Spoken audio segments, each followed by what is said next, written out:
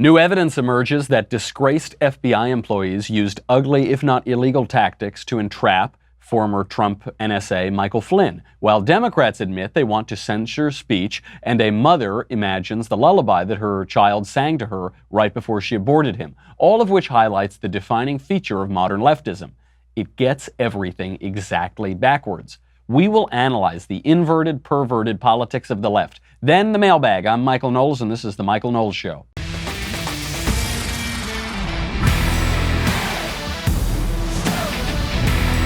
You know those days when every single news story lines up to illustrate one central fact about politics? Today is one of those days. We're talking about the central fact of the left getting everything exactly backwards. And actually, it was Dennis Prager who gave me this idea last night when we were at the PragerU Christmas party. We will get to all of that. But first, let's make a little money. It is time to make a little money. I know that because of my Movement watch. With the holiday season upon us, giving is easy with Movement's versatile line of watches, glasses, and accessories. I get compliments on this all the time. This is the revolver style, which is their coolest design. It's this retro futurist. I know that sounds like a contradiction, but it's not. It's very sleek, very modern, but it's got a kind of old school design to it. I get compliments on this watch all the time. It's the Revolver Atlas. Now Movement has their own mechanical watches. It's an automatic Movement watch. Super cool. They're all about looking good while keeping it simple. They don't tell you how many steps you've taken. They don't blow up your wrist with text messages. I don't look at this and I see like little notes pop up say, hey, you up? Netflix and chill. That doesn't happen. I just tell the time on this watch and it looks very cool. Movement watches start at just $95. If you were to buy this in a department store, you're looking at $400, $500 for the mechanical watches, even more than that, for the same quality from traditional brands. This is clean design, minimal, really quality products. It's sold over 2 million watches in over 160 countries. I am a client, obviously, and I'm a customer. I buy these watches myself. I'm giving them out to family members for Christmas. Movement did all the hard work this holiday season, so you don't have to. They make fantastic gift boxes and packages. They help giving the perfect gift this season. If you don't know where to start, go over to Movement. They're curated, all of their favorite styles. They're in special gift boxes for you. You can absolutely kill it, and you won't need all of that added stress. Get 15% off today with free shipping and free returns. Movement.com/Covfefe, C-O-V-F-E-F-E. That is MVMT.com/Covfefe, C-O-V-F-E-F-E. Movement, M-V-M-T, no vowels, .com/Covfefe, C-O-V-F-E-F-E, 3 vowels. Join the movement. So much to get to today. I was at the PragerU Christmas party last night, and Dennis Prager gets up there, and he made a very astute observation. He was talking about his biblical commentary, and he said, one thing he notices is that God brings things from disorder, from chaos, into order. You see this in the creation. You see this in the Genesis story. And what the left does is it takes order and creates chaos out of order. It's constantly breeding chaos. It's constantly breeding confusion. One good example here is that, God makes man, male and female, he makes them. And what the left does is confuses and says there's no such thing as a man, there's no such thing as a woman, men are women, women are men. He's exactly right. I thought it was a great point. It occurs to me, this goes further than that. That's totally right, but the logical conclusion of that idea is that the hallmark of leftism is that it gets everything precisely backwards. It gets it all exactly backwards. Nowhere is this more evident than the creepiest, most disturbing news story that I don't know how long. This is certainly the creepiest news story I've seen in months, maybe years.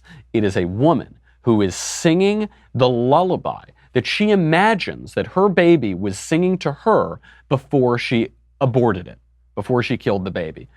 You have to see it to believe it.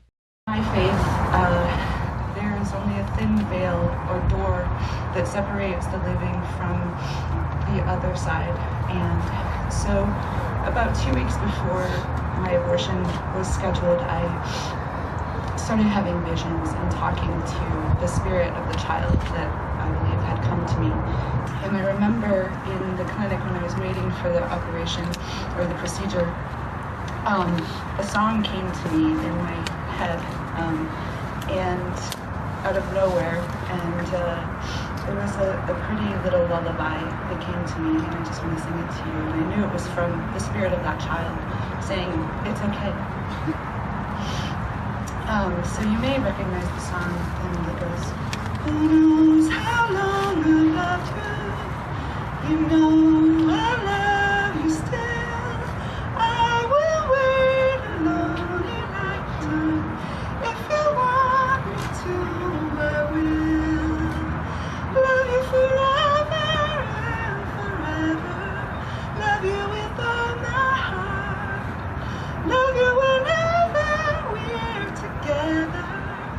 love you when we're apart. And I truly felt that it was a blessing from the Spirit to make the decision that I needed to make. It was a blessing from the spirit of the baby that she was about to kill to make the decision to kill the baby. Just listen to all this. We're told by the left that abortion, it's a simple surgical procedure. Oh, it's no different than getting your appendix taken out. It's all physical. It's not a religious issue. It's not a spiritual issue. This woman sure thinks it is. Listen to, I mean, the only way to describe it is as demonic. I know that these days in our very enlightened, sophisticated society, we mock all of the smartest people throughout all of human history who have believed in demons and the personification of evil, but this must be demonic. This woman says, before I got my abortion, I started having visions. And in my religious view, there's not much difference between the living and the dead. They're all sort of the same. And in these visions, the spirit of the baby was singing to me about how wonderful it was that I was going to kill it. Truly disturbing stuff, and the sort of stuff that you read about in narratives of demons, that you would read about in the personification of evil. So whenever someone tells you abortion, it's just a physical, it's just a little surgery, it's no big deal. That tells that lie. That shows that lie to be what it is. There is a physical act, but it is a metaphysical and spiritual act as well. And what's so striking about it is how it gets the natural order of the world totally reversed. Obviously, we know men are not women and women are not men. The left tells us men are women and women are men. The left tells us that good is evil and that evil is good. The left tells us that strength is weakness and weakness is strength, and manly virtue is toxic and weak and awful. It tells us that taking somebody else's money is generous and letting everybody keep their own money is greedy. And here we see the peak of that, which is in the natural order, parents sing lullabies to their babies to comfort them and to lull them to sleep to wake up the next morning. And in this perversion and total inversion of that, you have a fantasy, a vision of the baby singing a lullaby to the mother to encourage the mother to put that baby to sleep forever so it won't wake up. An exact inversion of the natural order. I think this is the hallmark. I think this is how you know when politics has gone totally wrong. When politics and things beyond politics, things in the philosophical and religious and spiritual realm have gone wrong, is you look at it and you see it's a mirror image of reality. It's an exact mirror image. You hear the left, RFK would say this all the time. He would say approvingly that George Bernard Shaw said, "Some people see things that are and ask why. I dream things that never were and ask why not." This was the democratic ideal, the left-wing ideal. What he doesn't say is that when the playwright George Bernard Shaw wrote those words, he put them in the mouth of the serpent tempting Eve. Those are the words of the devil to say, ignore what is, ignore reality as it is, imagine fantasies, have a vision of your baby singing you a lullaby to encourage you to kill it. That is a fantasy. That's a fantasy that comes from evil, and it comes from the personification of evil. And we can pretend that doesn't exist. We can try to ignore the moral order, but when you see, I know that clip was pretty long, but when you see it in the full length, when you hear that haunting voice, I mean, this is a haunted woman. This is a woman who is certainly not in her right mind, and she shows us that in her speech and in her song. How scary that is, how much it makes us want to run away from the inversion of the natural order. It's not always that spiritually clear. There are also comedic versions. There are also light versions of the left inverting the natural order. So Sports Illustrated every year gives away its Inspiration of the Year award. And this year it's giving it to Rachel Den Hollander, she is the first woman to publicly accuse the U.S. gymnastics doctor Larry Nassar of sexually abusing her. Larry Nassar abused scores of other women. And so she's winning the award. Who is Sports Illustrated picking to give this award out to Rachel Den Hollander? I'll let you see for yourself. Good evening. I am honored to speak with you from afar about a woman I admire so much. A woman who suffered abuse as a vulnerable teenage athlete, who found the courage to talk publicly to stop the abuse of others.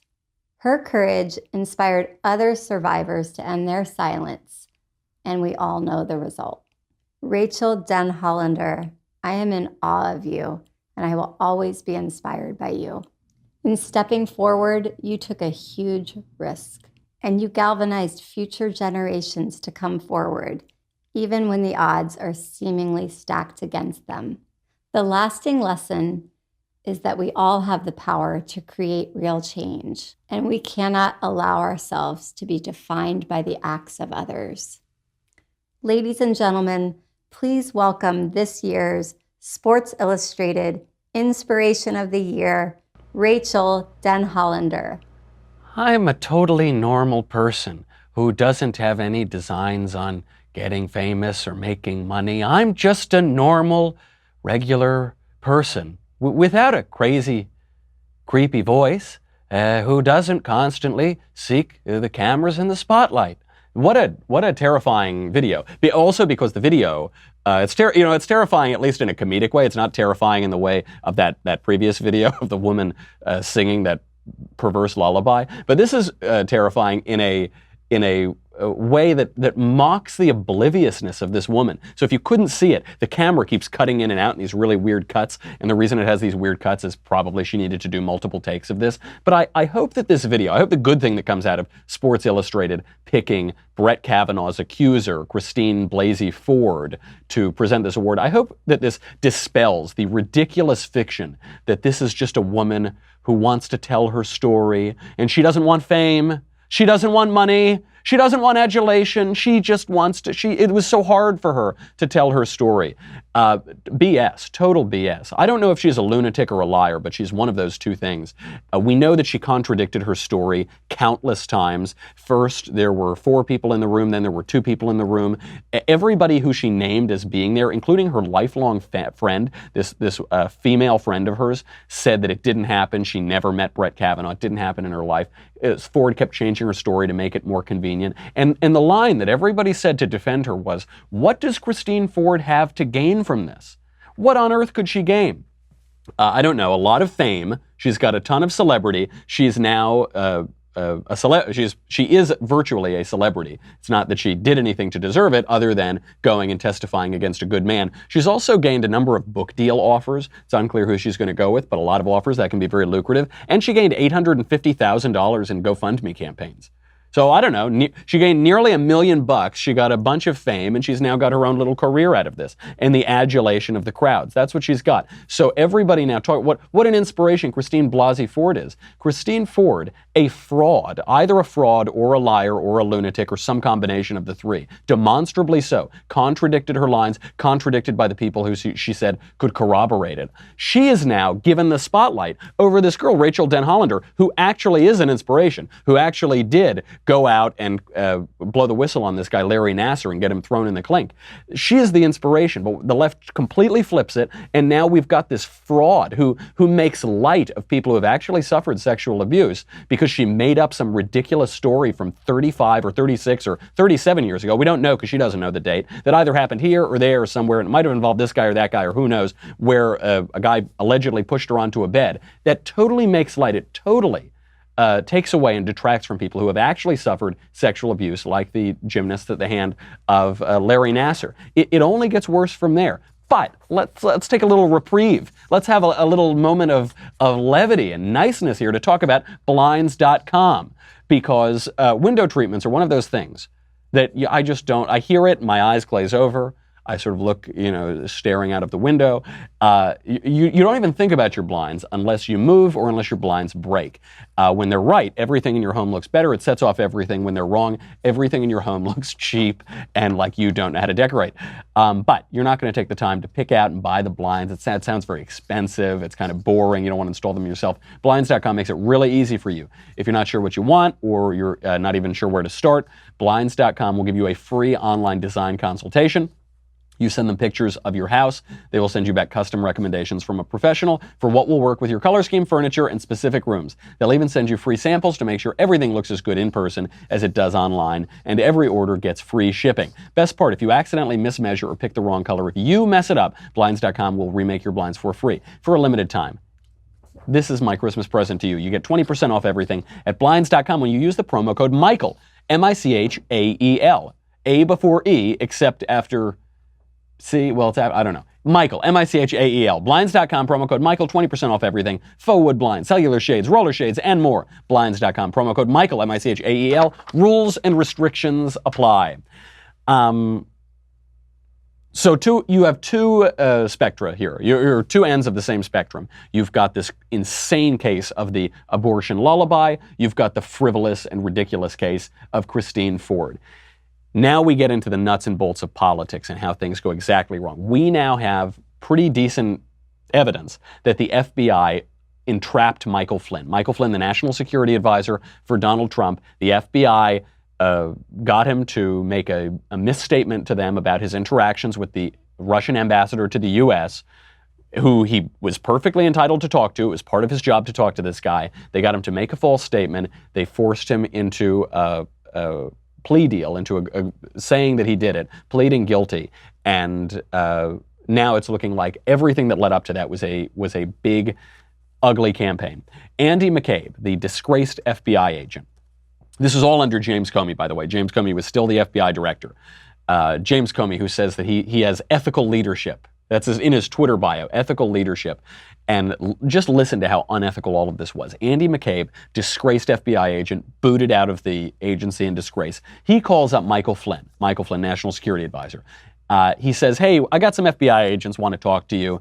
Look, you really shouldn't bring that White House counsel around. If you bring a lawyer around, it's just gonna mess everything up. Just, they're gonna sit down with you, it's no big deal. So Flynn, stupidly, says that he's willing to do this. Who does he send over? He sends over Peter Strzok, that crooked FBI agent, the lover boy who was texting how he was going to undo the presidential election, prevent Trump from becoming president, texting that to his adulterous lover, Lisa Page. So Peter Strzok goes over there and he entraps Michael Flynn in lies. He had already seen Michael Flynn's conversations with the Russian ambassador. How had he seen them? Because the Obama administration unmasked those conversations. With the Obama administration spying on the Trump campaign, spying on private Americans. Peter Strzok had already seen that, and he gets Michael Flynn to make some misstatements to the FBI. Worth remembering, nothing wrong at all with Michael Flynn talking to this ambassador. And so what Michael Flynn says is he made those misstatements because he misremembered what had been discussed. Maybe Flynn's lying, maybe that's true, I don't know. I could certainly misstate plenty of conversations that I've had on the phone. The reason we know this is a big deal, the reason we know that this corruption and these ugly tactics are finally coming to light. You gotta remember, Peter Strzok dismissed from the Russia investigation in disgrace. Andy McCabe dismissed from the FBI in disgrace. At the time that Flynn is giving this conversation with the FBI agents, it's not even public that there is a Russia investigation to begin with. Judge Emmett Sullivan, who's apparently a pretty straight shooter, is now demanding the documents that were related to Michael Flynn's interview. He's demanding it to see if the FBI used ugly, dirty, possibly illegal tactics to entrap this guy in making a false statement. We'll see. What they did to Michael Flynn was awful. Why did he plead guilty? Well, he doesn't have a lot of money. Michael Flynn just spent almost all of his career in the public sector serving our country as a 3-star general.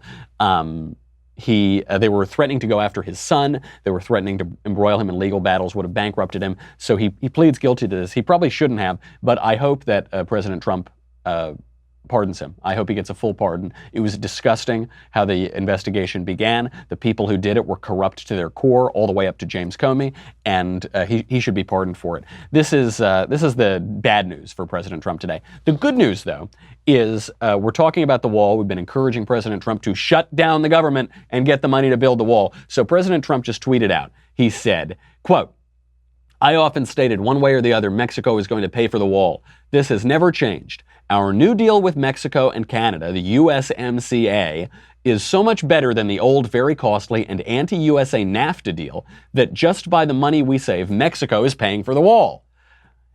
Okay, that's fine. Maybe the U.S. is going to get a lot more money because of this. Maybe tax receipts to the government will increase. Maybe whatever. Okay, that's fine. He's trying to twist it around. Again, nobody cares if Mexico actually pays for the wall. The wall is not that expensive. We just want it to be built. We have a record high number of illegal aliens crossing over, 3,000 a day right now. We just want the damn wall to be built. And hopefully President Trump will do that before Nancy Pelosi takes over leadership of the House of Representatives. But what I actually want to point to in this is the name of the trade deal. You all know NAFTA, the North American Free Trade Agreement. The new one is called the USMCA, the US-Mexico-Canada Agreement. Now, I was reading some commentary on this, and I noticed left-wingers hate the new name. A left-winger writing on Mediaite said that he hates USMCA. We should just call it New NAFTA. New NAFTA is so much better. But listen, there's actually a very subtle but important distinction here. The USMCA is the better name because it acknowledges what the trade agreement actually is. The trade agreement is an agreement between the United States, Mexico, and Canada. Three distinct nations, three sovereign nations who are deciding to have a certain trade regime with one another. Compare that to NAFTA, the North American Free Trade Agreement, as though there is some overarching political entity called the North American government, the North American Federation, the North American whatever, that is governing this trade between, I don't know, the North America people, the North Americans. It's a subtle distinction, but it's an important one. And it's how the left gets these things backwards. The point of the free trade agreement is to make all of these countries better, to make them stronger, to make them more prosperous, to make them more equitable and just, to strengthen all three countries, the US, Mexico, and Canada. The idea behind NAFTA is to invert that, to diminish the importance of the individual countries and to have trade for the sake of trade, to wipe away these national distinctions. It's backwards. And the Trump administration, I don't know who came up with the name, but they get that exactly right. That's a subtle point, but it's very good. They get it in the correct order. They don't flip it around. The left, by the way, just in the last day, has tipped its hand on its inversion of free speech as well. Here is Ted Lieu, one of my favorite Democrat. He's not quite as good as Alexandria Ocasio-Cortez, but he says pretty stupid things as well. He's pretty close. He's up there. Here is Ted Lieu on CNN describing his view of free speech. I would love to be able to regulate the content of speech. The First Amendment prevents me from doing so. And that's simply a function of the First Amendment. But I think over the long run, it's better that government does not regulate the content of speech. I would urge these private sector companies to regulate it better themselves, but it's really nothing that I believe government can do. And so that's been my position all along. Okay, three things here. One, what does he literally say? He literally says, I would love to regulate the content of speech, which is great. I can't wait for every Republican to chop that up, put that in their commercials for 2020. It's going to look really good. Ted Lieu's primary opponents, or rather his general election opponents, are certainly going to use that because that is what he said. Now, two, what is the point he's trying to make? The point that he thinks he's making is we all want to regulate everybody's speech. I don't want you to say this, you don't want me to say that, and the government shouldn't regulate speech because you want to regulate my speech, I want to regulate your speech. So the government shouldn't regulate speech. And therefore, private companies should regulate speech because we all ultimately want to regulate speech. That is what he thinks he's saying. That's what he's trying to say. That's the most generous version of what he's saying. And it's totally backwards. It gets it exactly wrong. I don't want to regulate speech. I don't want to regulate what Ted Lieu says. I want Ted Lieu to go on CNN and spout his inanity all the time. It makes it easier to write my show. It gives me a lot of lulls, and I'm here for the lulls. So fine by me. He can do whatever he wants. He genuinely, expressing the true view of the left, thinks that we all want to regulate that speech. But so he's saying the government shouldn't regulate speech. It's unconstitutional for the government to regulate speech. Therefore, the companies should. But what I'm saying is, I don't want to regulate speech. It's unconstitutional. The government should not regulate speech. And therefore, private companies, even though they may regulate speech in many instances, should not, because it cuts against the ethos of the American nation and of the American project and of our principles and of our traditions and of our constitutional underpinning of our entire country. So therefore, the private companies should follow our traditions and not regulate speech. Ted Lieu says, because we can't regulate speech as a government, therefore the private companies should. It's a perfect inversion. It gets it exactly wrong. We have to get to the most egregious story. the most egregious story of the last 2 weeks. It's about that attack in Strasbourg. A Muslim terrorist came out and killed people in the streets at a Christmas market right around Christmas time, shouting Allahu Akbar, the takbir, the saying that Muslim terrorists say right before they kill a lot of people.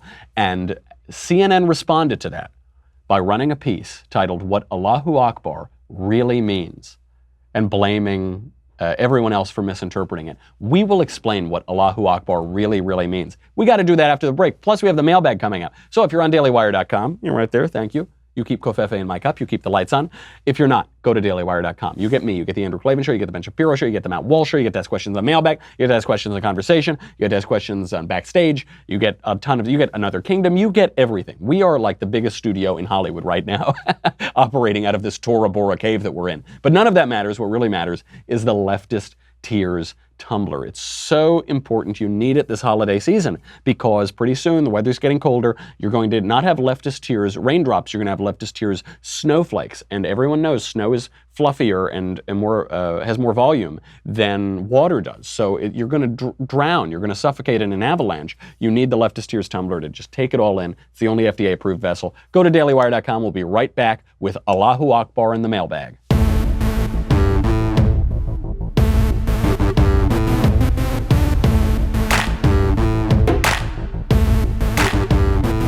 A terrorist attack in Strasbourg.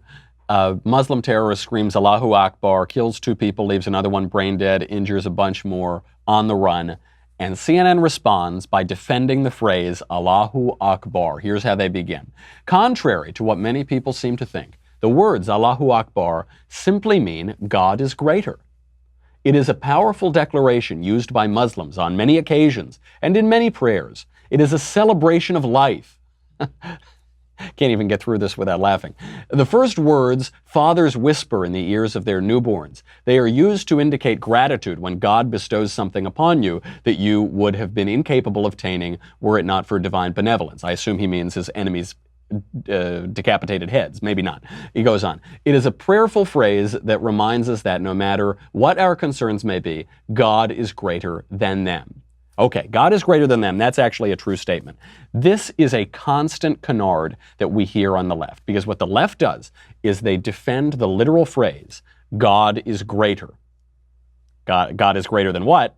Allah is greater than what? They don't finish that statement. But just on the, okay, sure, to say God is great, of course we all defend that. Of course, absolutely, right. But how is the phrase used, and how tone deaf is this? A Muslim terrorist has just shrieked this phrase before killing people, as has happened now 70 times in Europe, in just the last 2 years. Countless more times around the world and in previous years. We know that in Europe right now they have 5.5 million largely unvetted Muslim migrants who have come in between 2010 and 2016. This has obviously increased this problem, this massive widespread problem of Islamic terrorism. Why are they all yelling Allahu Akbar? What this CNN article would have us believe is, oh, the people don't use that in terrorist attacks. No, it's a celebration of life. No, it's not this. That's a fringe. It has nothing to do with that. The takbir, the Allahu Akbar, is a battle cry. That is its earliest usage. The earliest use. So we know, obviously we know the modern usages. The hijacker Mohammed Atta from the 9/11 terrorist attacks had a checklist on him. The checklist included yelling Allahu Akbar right when the attacks began. The Flight 93, you could hear them yelling Allahu Akbar as the plane went all the way down. The first time it was used by Muhammad, the founder of the Islamic religion. It was used by him during the Battle of Badr in 624. It wasn't used when he was greeting his newborn child. It wasn't used in moments celebrating life. It was used in battle, at the Battle of Badr in the early 7th century by Muhammad himself. The CNN piece goes on.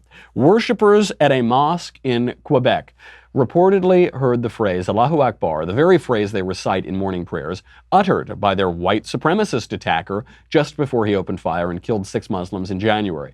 And Muslims at a mosque in Minnesota were reciting Allahu Akbar during their morning prayers when their mosque was firebombed in August. Is Allahu Akbar sometimes used as a battle cry? Yes, though Senator John McCain has argued on Fox News that does not make the phrase itself abhorrent. While noting that moderate Muslims also say Allahu Akbar, McCain said the phrase is no more troubling than a Christian saying thank God. Except it is, because thank God is not a battle cry. It's not a battle cry. Christians don't say thank God while they commit terrorist attacks. Doesn't happen. That's not how it works. It is totally different. Is Allahu Akbar sometimes used as a battle cry? Yes, from the very earliest usage that we know of it. Now, have white supremacists attacked Muslims? Yes. Is that bad? Yes. Should they not do it? Of course they shouldn't. Of course not. Notice they can't even say Christians, because these guys who attacked those mosques were not Christians. And they were using Allahu Akbar as a battle cry then, which is, they were using the battle cry, ironically, when they were attacking these people. Of course those people should be condemned. But how obtuse for CNN, just as a Muslim terrorist in Strasbourg kills people on the run, to mention the vanishingly few number of white supremacist attacks on mosques and on Muslims. You say, well, what about that? That is the definition of whataboutism. What about the 70 Muslim terrorist attacks in the last 2 years in Europe? What about the thousands of terrorist attacks around the world in just the last 25 years, 28 years since 9/11? What about those? How obtuse to point that out. What the left wants to do, though, this is the perfect example of them inverting reality, is they want to make Islam into Christianity. They want to turn Christianity into Islam, but there is a fundamental difference. They want to say, that you hear this all the time from generally left-wing politicians, they say Islam is the religion of peace. Islam is, well, no. Christianity is a religion of peace. That's true. Islam is not one. In Christianity, you have Christ say, turn the other cheek, pray for those who persecute you. In Islam, you say, find your enemies where they pray and hack at their necks, and be not friends with the Jews or the Christians, for they are each other's friends. Don't take my word for it. Barack Obama thought it was up to him to describe what the Islamic religion really said. Contrary to Abu Bakr al-Baghdadi, the head of ISIS, who holds a PhD in Islamic theology from Baghdad. We don't get to forcibly change a religion. We don't get to make Islam into Christianity or Christianity into Islam, as this CNN article wants to do. There is a fundamental difference between those two religions, which is the question of voluntarism. Voluntarism is the philosophical notion that the will is primary, that my will and my willing things to happen is primary. So in Christianity, our God is a God of will and intellect. Our God is the Word, is the Logos, is the divine logic of the universe. The God of Islam, Allah, is a God of pure will. Don't take my word for it. Take it from some of the greatest Islamic theologians. The medieval Islamic theologian Ibn Hazm says, God is not bound even by God's own word. Nothing would oblige God to reveal the truth to us, and if it were God's will, God could even will us to practice idolatry, because he is pure will. He is not answerable or bound by logic. Pope Benedict XVI laid this out marvelously in one of the great orations of our modern era, the Regensburg Address. Voluntarism is the issue here. Are we bound by a logic? Is God the divine logic of the universe? Or is there simply will, pure will, opposed to logic? Voluntarism is not just a question of Islam versus Christianity. Voluntarism, I think, is the primary cause of our cultural confusion today. It is the definition of self-definition. It is to say, there is no logic that I am answerable to. There is no the truth. There is only my truth and my will forcing my self-definition. You say, by all lights of logic, that I am a man, but I say that I am a woman. I will myself to be a woman in the face of all logic. That is what voluntarism is. Our historic religion in the West, our religion that our culture is based on, worships a God who is not pure will, but who is divine logic. There is a huge movement led by the left today to undercut that line, to undercut the notion of truth, of objectivity, of moral standards, of mathematical standards, of biological realities, who says that some people see things that are and ask why, but I dream of things that never were and ask why not. There is a world of reality and there is a world of fantasy, of a fantasy that inverts and perverts that reality. We have to reject that. We must reject that fantasy. It leads to horrific outcomes because we are living in the world. We are living in truth. If you follow the truth will set you free. But if you follow fantasy, you will only drive yourself into madness. Now let's get to the mailbag. I know we're going to be running late, but I'm going to burn through all these questions. From Paulson, to the Catholic one who writes better books than the Jewish one. Why do we use the name Jesus as opposed to Yeshua? Yeshua being the Hebrew word for Jesus. I've heard some rather conspiratorial ideas about it from people who use the Hebrew name. They'll say pagans did it so that they could pray to Zeus. I just was wondering if you could clear that up. Yeah, some people are very confused about this. The word for Jesus in Hebrew is Yeshua or Yesu, and this is related to Joshua. But the reason that we get Jesus out of that is because when you translate Yeshua into Greek, you get Jesus, and in Latin, Jesus, J-E-S-U-S, the J is pronounced Ye, and from that we get Jesus when we anglicize it. So it's not anything about Zeus, you're not praying to some pagan deity, it is simply the translation of Yeshua into our languages. And that's perfectly fine because in Christ there is no Jew nor Greek, nor slave nor bond, nor male nor woman, but all are one in Christ Jesus. And so we can translate his name just fine, and he's the same guy. From Michael. Michael, I hate to continue bringing up Baby It's Cold Outside ad nauseum, but I have a separate take on it.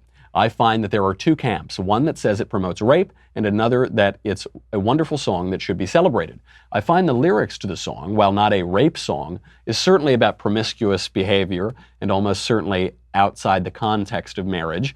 Shouldn't we find the song to be morally objectionable on those grounds? Thanks so much, Michael. Well, it's promiscuous, certainly, but is your suggestion that pop music is promiscuous? Oh heavens, grab my pearls? Oh no, that's just the way it is. And it's not necessarily promiscuous. Get your head out of the gutter. I don't know what they did when he convinced her to stick around. All we know is you've got a man and a woman canoodling by the fire, and the woman is teasing the man and saying, oh, I really should go because my mother's going to wonder where I am. I really shouldn't stay here by this cozy fire and canoodle with my little honey. And then the guy says, oh, please, let me seduce you. Please stick around. But I don't know. They might have just canoodled, maybe necked, maybe kissed in the French way. You don't know what they were doing. Get your head out of the gutter. Maybe they took it a little further than that. But romance is not a terrible thing. Romance is a very good thing. Doesn't mean we should be getting wild outside the confines of marriage, but romance is something that leads us into marriage. Romance is something, the attraction of a man for a woman and a woman for a man is an essential fact of our lives, an essential fact of the world. I'm very glad that we live in a world where I can say, hey, baby, it's cold outside, come on over here, and that can lead to marriage, than some puritanical world where we have to pretend that men are not attracted to women. Forget about that. Give me Baby It's Cold Outside all day. And then once you do, when the girl sticks around, I mean, that's on you and your soul, and that's between you and your confessor and God. But, have a nice time. It's cold out there. The fire feels really nice. Just have half a drink more, From Rodolfo. Hi, Michael. How do I defend my stance against illegal immigration and myself when my family illegally entered the U.S. when I was 2? Now, 27, me and my whole family are U.S. citizens. I love the U.S. and swear my allegiance to it over my native Mexico. I think I'm an Uncle Pablo now. I guess that's the Mexican version of an Uncle Tom. Thanks, love the show. That's fine. Do you think illegal immigration is good? Do you think it's a good thing? Do you think a country has the right to its borders and to decide who comes in and out? Do you think it's good that 60 to 80% of women and girls who cross the border illegally are sexually assaulted or raped? Do you think it's good that in certain areas illegal aliens commit crimes at higher percentages than native-born citizens? Do you think it's good that nationally illegal aliens take from the welfare system at a much higher rate than native-born citizens, put a burden on people's what people pay in taxes, take people's labor from them illegally? No, of course you don't. Of course you don't do that. Did you benefit from an illegal immigration? An illegal immigration at a different time, I should point out. At the time, it sounds like 25 years ago when your family came to this country, it was less of a problem. There were fewer people here. They were crossing the border at a much lower rate. The country was able to absorb them more easily. The awful ideology of multiculturalism had not totally taken hold, so there was the encouragement of assimilation. That was before the terrorist attacks of 9/11, which raised major national security concerns about illegal immigration. I'm not saying it was good when your parents did it, but they did it, and they committed that crime, and now they're American citizens, and that's a good thing. They did what they were supposed to do afterward to become American citizens. You're an American citizen. You watch my show, which means you must be a great, brave, patriotic American. I mean, you seem to have vaguely conservative, patriotic leanings, at least, and maybe very much so. So that's a good thing. That bad activities can be turned to good. And I wonder, for every one of you who comes out and loves America and becomes a citizen and is rah-rah patriotic as apple pie, how many illegal aliens are not doing that, don't want to assimilate, don't want to learn English, continue to commit crimes, continue to prioritize their native country over the United States? Probably very many. It's fine to turn a bad thing for good, but we shouldn't pretend that the bad thing is now a good action. As Rochefoucauld says, hypocrisy is the tribute vice pays to virtue. That's perfectly fine. You can have those standards, and you can celebrate that you're in America. And I'm glad you're in America because you're clearly a good patriotic citizen. From Carlos, my friend keeps saying that God only brings good things, and therefore any sickness, tragedy, or bad event has nothing to do with God. That to me makes no sense. If he created everything, does not that mean he created the bad things too? What are the theological arguments for the existence of tragedy and evil? Any book you recommend would be appreciated. Thanks. Yes, people think that the existence of evil and suffering is an argument against God's existence. And it's true that it's probably the best argument against God's existence, but actually it's an argument for God's existence. The reason that evil is permitted to exist is because of freedom, because we have free will. There is the grace of God, but there is also free will. And so God creates man with free will, and man can choose to obey God or choose to disobey God. And in the creation story in Genesis, Adam disobeys God. He eats of the apple. The way that John Milton paints this in Paradise Lost is a pretty beautiful way to visualize this. How does death and suffering and sin come into the world? The way that he pictures this is that Satan births from his own head sin, and that sin comes into existence in that way. Satan being the rebellious angel who turns away from God. And then Satan has an incestuous affair with his begotten sin, and the product of that is death. And this is how we see this described by St. Paul. We see it in the scriptures. Because of the disobedience toward the will of God, we find sin, and because of sin, death pervades all of humanity. And this is an imperfect world. Now, why might God permit evil and suffering to be in the world? Maybe it's for a greater good. Maybe it's because life isn't a tragedy after all. Maybe it has a happy ending. The Latin phrase to describe the fall is the felix culpa, the happy fall, because there is redemption in Christ, in the incarnation and the resurrection of Christ. When Pope, I think it was Pope Benedict XV died, he quoted Pagliacci, the opera Pagliacci at the end. He says, La commedia è finita. The comedy is finished. This life has a happy ending. Dante writes the Divine Comedy, that it has a happy ending. That maybe the world in which there is total perfection but no free will is a worse world than the one in which there is freedom and therefore sin and therefore suffering and therefore death. But maybe that world ultimately is the greatest possible world after all. This is not an argument against God's omniscience. It's not an argument against God's omnipotence. It's not an argument against God's omnibenevolence, that God is all good. It's an argument for this full, wonderful world that we have, where even evil can be turned for good, that God does not create evil, but he permits it to even give us the greatest possible world. That's certainly what I believe, and I think that is, if you follow those ideas to their logical conclusions, that you must conclude that. From Chuck.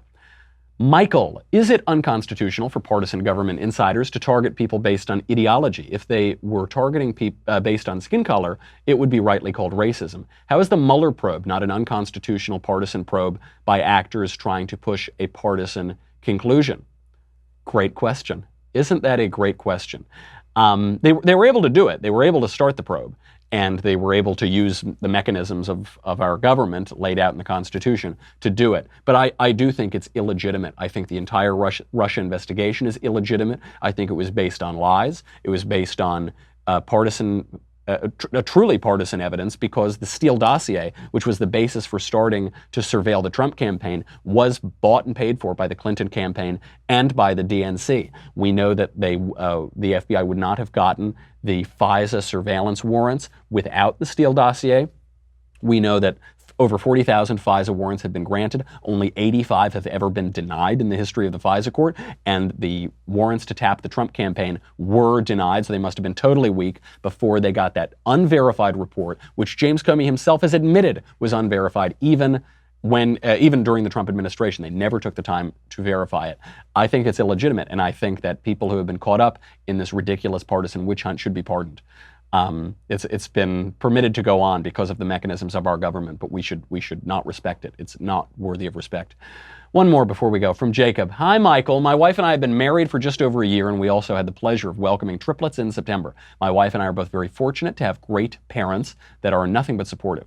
My parents even offered to let us move in with them, which we hesitantly accepted, realizing it was our only realistic option financially. My wife and I feel bad about creating an extra burden for my parents. I can't help but feel guilty for not being able to support my family. Is my guilt justified, or should I go easy on myself? Thanks. First of all, congratulations. Congratulations on the triplets. That's a wonderful thing. Your guilt is justified. It is justified. But everybody needs help sometimes. That is the purpose of family. That is what family is for. And babies are a blessing. You shouldn't feel bad that you had 1 kid or 2 kids or 3 kids. That's a wonderful thing. You shouldn't feel bad that your family is helping you out in a brief period of time when you need a leg up. That's not the cause of the guilt. The reason that you should feel, if not guilt, then an urgency, is that now you need to figure out how to support them. Now it's on you. You should do it. You should not persist in this forever or even for much of a time at all. You got to figure out how to make more money. You got to figure out how to work harder. You got to figure out how to get a better job. You just need to figure it out. This is okay. This is what happens to many parents. I think people now put off having kids because they want to have a ton of money before they have kids, and that's why the West is dying and nobody is having children at all anymore. But it's perfectly fine. Have the kids, go do it. We need more babies. That's a wonderful thing. And now you, like so many people before you in our civilization, needs to figure out how to make more money and work harder and support your family. I'm sure you can do it. Believe in yourself. This is a big country. We've got more jobs than people looking for jobs right now. The economy is doing well. Go out and do it, buddy. I believe in you. Go support those kids. Okay, that's our show. We now will not see you until next week. That's fine. You've got to catch up on all of Another Kingdom. All of season 2 is out. It is really good. I can say that because I didn't write it. It is superb. It's excellent. Go check out Another Kingdom. All the artwork is beautiful. The writing is great. So go check it out. In the meantime, I'm Michael Knowles. This is The Michael Knowles Show. I'll see you next week.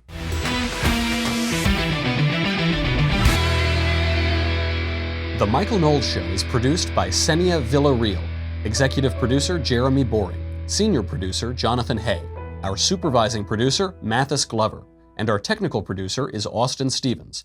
Edited by Jim Nickel. Audio is mixed by Mike Coromina. Hair and makeup is by Jesua Olvera. The Michael Knowles Show is a Daily Wire Forward Publishing production. Copyright Forward Publishing 2018.